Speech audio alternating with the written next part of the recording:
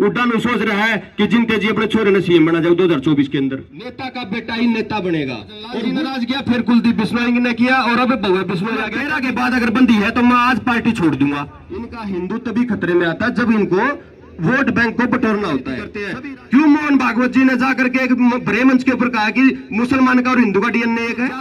सबसे ज्यादा अगर सांप्रदायिक दंगे भड़के हैं, सबसे ज्यादा अगर जात पात का जहर घोला गया है तो इस बीजेपी सरकार के अंदर मजाक उड़ता था उस टाइम पे। वो टोपी वाले आगे, लोग पीछे तो हंसते थे, सब हंसते थे। जाकर के काम कर सकते अरविंद केजरीवाल जी, तो क्या अपने हरियाणा के अंदर काम नहीं करेंगे? 2400 घंटे किसी भी टाइम याद करना, आप पीछे रहोगे, गांव में आकर मैं आगे रहूंगा। नाड़ कटेगी तो भाई की कटेगी।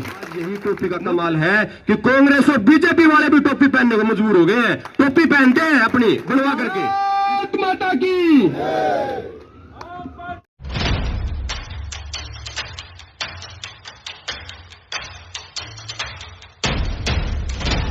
रोड शो के अंदर एक बात कहते थे, अगर मैंने दिल्ली के लिए कुछ अच्छा किया हो तो मुझे वोट देना, अन्यथा मुझे वोट मत देना। और वही जनाधार जनादेश जो दिल्ली की जनता ने उनको दिया, 62 सीट दे करके तीसरी बार दिल्ली में सरकार बनाने का काम दिल्ली की जनता ने किया। बदलाव की लहर है, बदलाव की राजनीति है कि कोई भी नेता का बेटा ही नेता बनेगा, ऐसा भी कोई कहीं नहीं लिखा हुआ। लेकिन हमारे पास हमारे समाज के अंदर क्या होती है, भेड़ चाल है।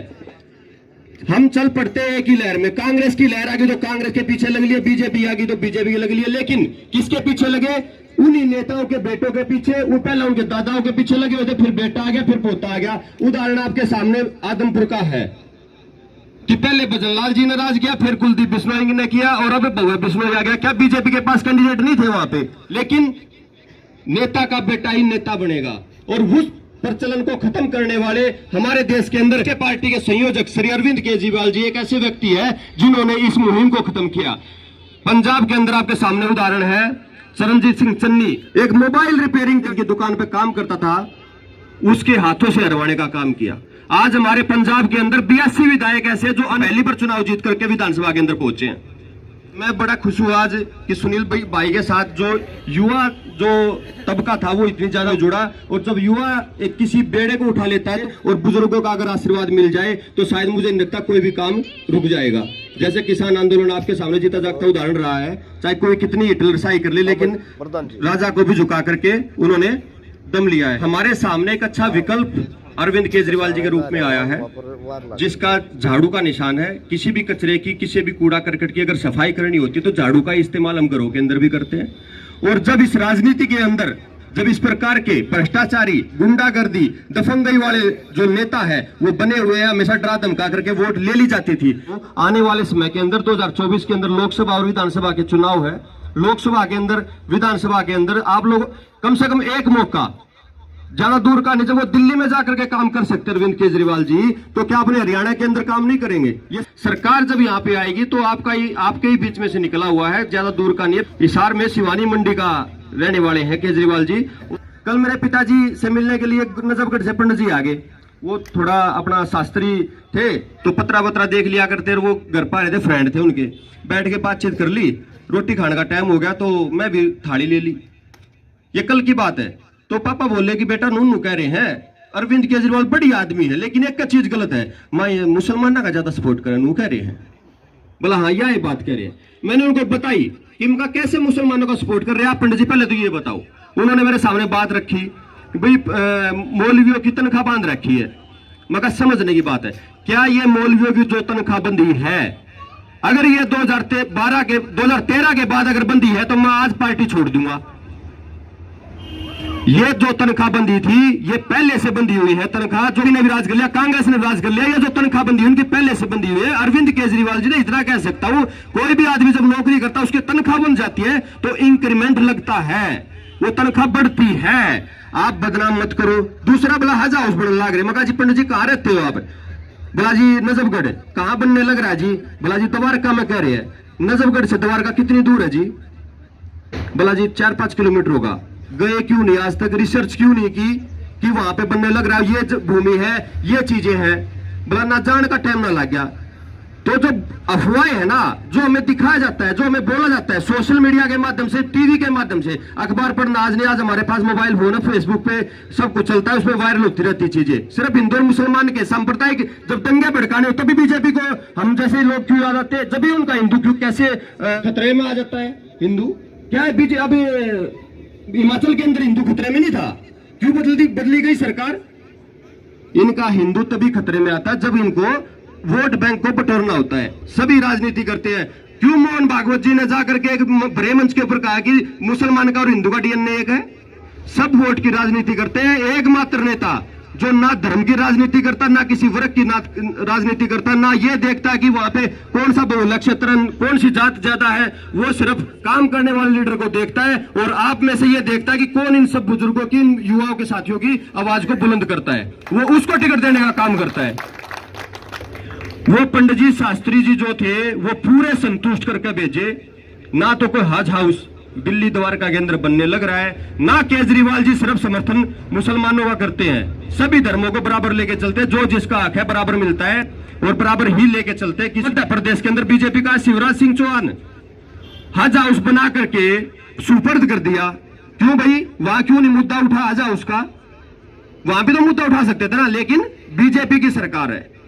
अभी और सुनो, बिहार के अंदर अभी जहरीली शराब पीने से कुछ लोगों की मृत्यु हो गई।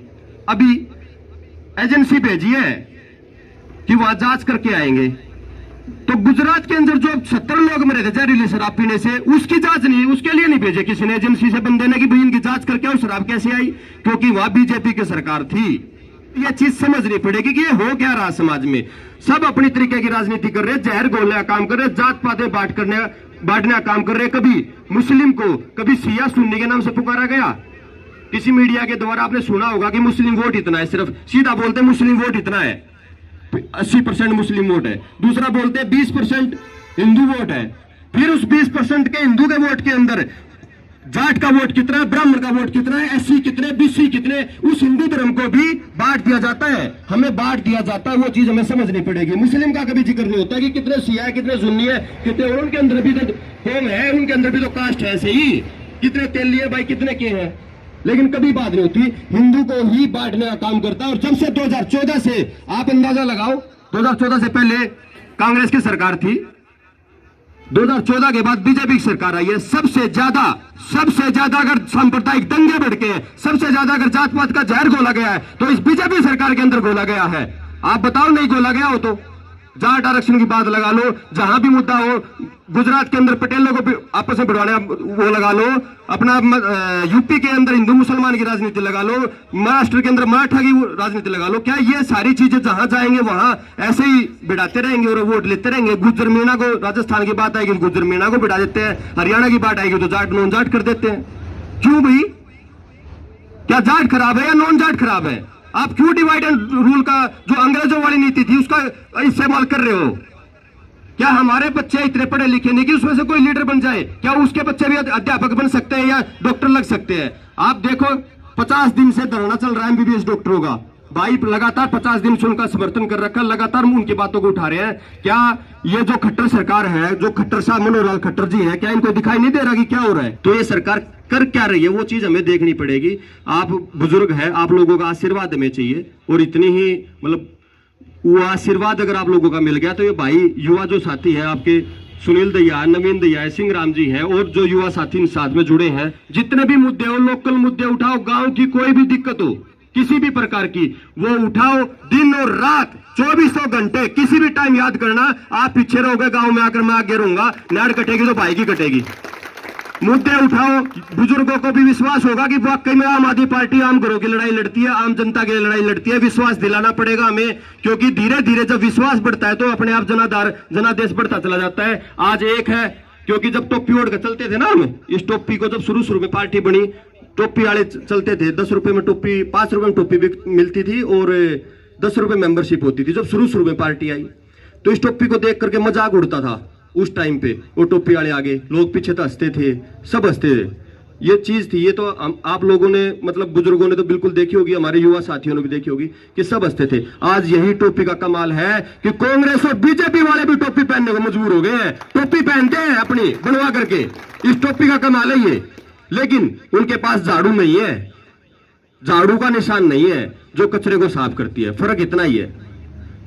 तो हाथ में झाड़ू पकड़नी है अब की बार 2024 के अंदर, और कमल का फूल अब मुरझा चुका है। मैं चाहता हूं कि नई सोच को, नई राजनीति को, नए विकल्प को, जो कि पहले विकल्प नहीं था Congress BJP Congress BJP Congress BJP ऐसे ही चलता रहा है, अब की बार एक नए विकल्प को चुनने का काम करे। और कभी भी जात में मत बढ़ना जी। देखो जी, जात में बैठ के हम उड्डा ने देख ले हैं, उड्डा अपना बना है, फिर छोरे ने सीएम बनाने के चक्कर में लग रहा है। अगर मेरा समय जो है मान ले, देखो सबकी उम्र होती है जी, के बराकत किसकी गेला के बन जा। मैं खड़ा खड़ा बोल ला रहा हूं, मैं भी लुढ़क पढ़ सकूं, ये उम्र का कोई वो नहीं। उड्डा नु सोच रहा है कि जिनते जी अपने छोरे ने सीएम बना जाए 2024 के अंदर, तो सबकी अपनी, क्या उसका छोरा सीएम बन सका? आप लोगों में से किसी का लड़का सीएम नहीं बन सकता क्या? और लीडर नहीं है? तो हमने बटना नहीं है जी, ना जात पात की राजनीति बने, अपने आप को कोई भी आए। अब उड्डा साहब जब यहाँ पे आते होंगे, गांव के अंदर आते होंगे, तो कितने घरों के अंदर, कितने सुख दुख में अंदर कितने में शामिल होते होंगे, सिर्फ एक मनसा के चलते हुए कि वहां जाने के बाद मेरा फायदा क्या होना है, उसके चलते आएंगे। दिन और रात किसी भी टाइम सुनील भाई जी आप लोगों के सामने शिशाना गांव के जी बहुत सारे व्यक्ति बैठे हुए जो पार्टी के अंदर ऑलरेडी हैं, और 12-15 भाई आज मेरे साथ और जुड़ गए हैं। मैं चाहता हूं कोई भी बड़ा बुजुर्ग किसी प्रकार की कोई भी दिक्कत हो जाए, भाई को याद करे, भाइयों के तहत मेरे पास सूचना पहुंचेगी, नहीं तो भाई साहब से नंबर ले लेना। आप ये देखना, उनके पास भी करना और हमारे पास भी करना। आपकी लड़ाई में शामिल कौन होता है उसको वोट दे देना, हमें वोट मत देना 2024 के अंदर। हालांकि चुनावी सभा नहीं है, लेकिन इतनी सारी मूर्तियों से मिलने का समय बार बार नहीं मिलता। क्या पता कौन व्यक्ति उस टाइम मिलेगा, कौन व्यक्ति नहीं मिलेगा। कुछ नए चेहरे मिलेंगे, भीड़ के अंदर बहुत सारे लोग वैसे भी आ जाते हैं देखने के लिए। लेकिन ये जो आज आप लोग बैठे हुए हैं, मैं आप लोगों को नतमस्तक होकर प्रणाम करता हूं और मैं अपनी वाणी को विराम देता हूं और एक भाई को शुभकामनाएं देता हूं। भाइयों के भाई जितने भी जुड़े हैं, किसी भी टाइम भाई को याद करना, आपके साथ आपका भाई खड़ा मिलेगा हमेशा। और जितने भी भाई बड़े बुजुर्गों का जो भी यहाँ पे समस्याएं हो गांव की, जरूर उठाना और आप लोगों के कंधे से कंधा मिलाकर आपका भाई चलेगा। बोलो भारत माता की।